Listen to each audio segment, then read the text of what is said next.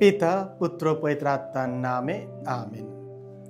প্রার্থনা আমাদের বিশ্বাস ও ঈশ্বরের ওপর নির্ভরশীলতা গভীর করে এবং আশা নিয়ে অপেক্ষা করার শক্তি দেয়।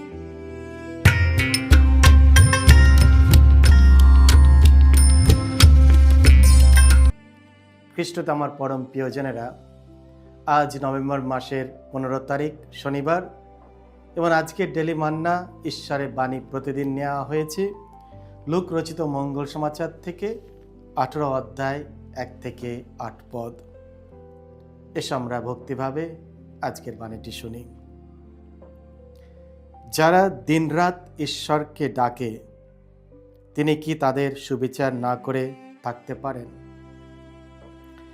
শিষ্যদের যে সর্বদাই প্রার্থনা করে যাওয়া উচিত, কখনো নিরাশ হয়ে পড়া উচিত নয়, এই কথা বোঝানোর জন্য যিশু একদিন তাদের একটি উপমা কাহিনী শোনালেন। তিনি বললেন, এক শহরে একজন বিচারক ছিল। সে ঈশ্বরকেও ভয় করত না আর মানুষকেও গ্রাহ্য করত না।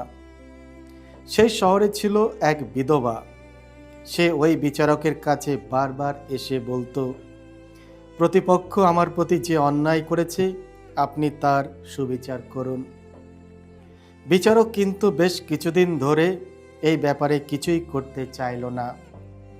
তবে শেষে মনে মনে সে ভাবতে লাগলো, ঈশ্বরকে তো আমি ভয় করি না, মানুষকেও গ্রাহ্য করি না, তবু ওই বিধবা মেয়েটা আমাকে যখন এতই বিরক্ত করছে, তখন আমি না হয় দেখব যাতে ও সুবিচারই পায়, নইলে আমার সঙ্গে দেখা করে করে শেষে ও আমাকে একেবারে নাকাল করেই ছাড়বে। প্রভু বলতে লাগলেন, সেই অসৎ বিচারকটা যে কি বলল তা শুনলে তো? সুতরাং যারা ঈশ্বরের মনোনীত জন, যারা দিনরাত তাকে ডাকে, তিনি কি তাদের সুবিচার করবেন না? তাদের সাহায্য করতে তিনি কি অযথা দেরি করবেন? আমি তোমাদের বলে রাখছি, তিনি তাদের সুবিচারই করবেন আর শীঘ্রই তা করবেন। কিন্তু হায়, সেদিন মানবপুত্র যখন ফিরে আসবে, তখন সে কি পৃথিবীতে এতটুকু ঈশ্বর বিশ্বাস দেখতে পাবে? এই হলো প্রভু যিশুর মঙ্গল সমাচার। প্রভু যিশু তোমার মহিমা উচ্চারিত হোক। কখনো হাল ছেড়ো না। খ্রিস্টতে আমার পরম প্রিয়জনেরা, মানুষের মধ্যে অনেকেই ঈশ্বরের কাছে প্রার্থনা করার যুক্তি নিয়ে প্রশ্ন তোলে। তারা বলে, মানুষ কি চাইছে, তারা কি কষ্টে আছে, ঈশ্বর তো আগেই জানেন। প্রার্থনা না করলেও তিনি তো তা পূরণ করতে পারেন। তাহলে প্রার্থনার প্রয়োজন কি? তাদের যুক্তি শুনলে তা যুক্তিসঙ্গত মনে হয়। তবু যিশু আমাদের শেখান, সর্বদা প্রার্থনা করো এবং নিরাশ হয়েও না।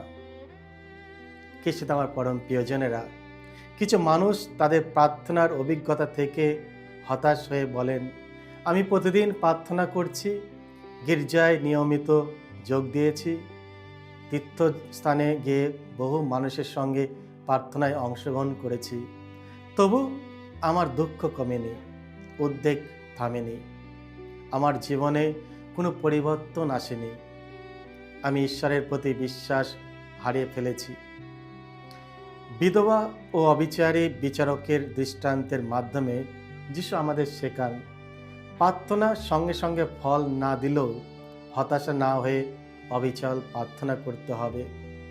খ্রিস্ট আমার পরম প্রিয়জনেরা, আজকে আমরা মঙ্গল সমাচারে শুনলাম যিশু বললেন, এক সময় এক শহরে এক বিচারক ছিলেন সম্পূর্ণ দুর্নীতিগ্রস্ত। তিনি ঈশ্বরকে ভয় করতেন না এবং মানুষের প্রতি কোনো সহানুভূতি ছিল না। একজন দরিদ্র বিধবা তার প্রতিদ্বন্দ্বীর বিরুদ্ধে ন্যায় বিচারের জন্য তার কাছে বারবার আবেদন জানাতেন। বিচারক প্রথমে তাকে সাহায্য করতে নারাজ ছিলেন, তবু সেই বিধবা হাল ছাড়েননি। তিনি ধারাবাহিকভাবে বিচারকের কাছে গিয়ে ন্যায় বিচারের জন্য অনুরোধ করে যান। শেষ পর্যন্ত সেই বিচারক বাধ্য হয় তাকে ন্যায় বিচার দিতে। অবশ্যই ঈশ্বর ভীতি বা মানবিকতার কারণে নয়, বরং এই কারণে যে বিধবা তার কাছে বারবার এসে তার শান্তি নষ্ট করে দিত। তাই তাকে বাধ্য হয়ে সেই বিধবার সুবিচার তিনি করলেন।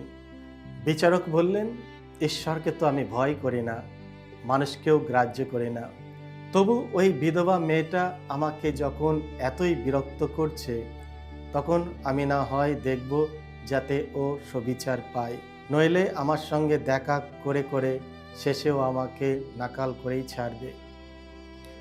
এই দৃষ্টান্তের মাধ্যমে যিশু আমাদের বলেন, একজন অবিচারী ও নির্মম বিচারকও যদি কারোর নির্লস আবেদনে সাড়া দিতে বাধ্য হন, তবে একজন প্রেমময় ও ন্যায়বান ঈশ্বর তার সন্তানদের নিবেদন অগ্রাহ্য করবেন কেন? তাই প্রার্থনা বন্ধ করো না, হতাশা হয়ো না। প্রভু ঠিকই সাড়া দেবেন তার সময়ে, তার ইচ্ছা মতো। বিধবা ও অবিচারী বিচারকের দৃষ্টান্ত আমাদের শুধু প্রার্থনা করতে নয়, বরং ঈশ্বরের ওপর সম্পূর্ণ ভরসা রাখতে শিক্ষা দেন, এমনকি যখন আমরা প্রার্থনার ফল সঙ্গে সঙ্গে পাই না। বিধবার পক্ষে কথা বলার মতো কেউ ছিল না, তাই তিনি একেবারে অসহায় অবস্থায় ছিলেন। কিন্তু তিনি হাল ছাড়েননি। তিনি ন্যায় বিচারকের জন্য বারবার চেষ্টা চালিয়ে গেছেন। যিশু এই দৃষ্টান্ত ব্যবহার করে আমাদের শেখান যেন আমরা কখনো হাল না ছাড়ি। এই দৃষ্টান্ত অবিচলতা বা স্থিরতা ও দৃঢ়তার গুরুত্ব তুলে ধরেন। তিনি জানেন জীবনে বিভিন্ন বাধা ও চ্যালেঞ্জ আছে, যা অনেক সময় আমাদের মনোবল ভেঙে দেয় এবং হাল ছেড়ে দিতে বাধ্য করে। বিধবার অবিচলতা আমাদের শেখায় আমাদের অবিরত প্রার্থনা করতে হবে। প্রার্থনা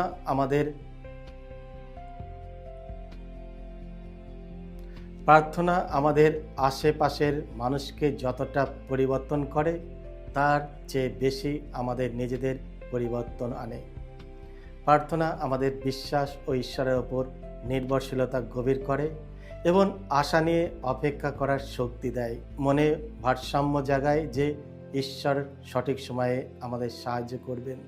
বিপদের মুখে হাল না ছেড়ে যে দৃঢ়তা তৈরি হয়, তা আমাদের চরিত্র শক্তি করে। এই দৃষ্টান্ত আমাদের শেখায় বিপদের মুখে হাল না ছেড়ে যে দৃঢ়তা তৈরি হয়, তা আমাদের চরিত্রের শক্তি। দৃঢ়তা বা রেসিলেন্স হলো প্রতিকূলতার মাঝেও অবিচল থাকা এবং এগিয়ে যাওয়ার ক্ষমতা। দৃঢ়তা মানে সব বাধা সত্ত্বেও এগিয়ে চলা, কারণ আমাদের একজন প্রেমময় পিতা আছেন যার কাছে কিছুই অসম্ভব নয়। এই দৃষ্টান্তের বিচারক ঈশ্বরকে প্রতিনিধিত্ব করেন না। তিনি অবিচারী ছিলেন এবং বিধবার প্রয়োজনের প্রতি গুরুত্ব দেননি। যিশু আসলে বলতে চান, যদি এমন এক অবিচারী বিচারক শেষ পর্যন্ত বিধবার প্রচেষ্টার ও স্থিরতার প্রতি সাড়া দিয়ে ন্যায় বিচার দেন, তাহলে একজন প্রেমময় ও ন্যায়বান ঈশ্বর তার সন্তানদের মিনতির প্রতি কত দ্রুত সাড়া দেবেন।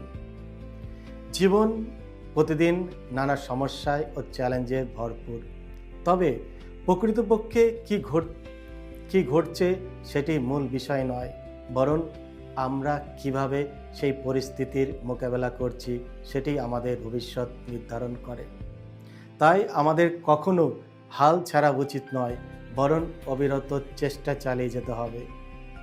আমরা পড়ে গেলে আবার উঠতে হবে, নতুন করে শুরু করতে হবে।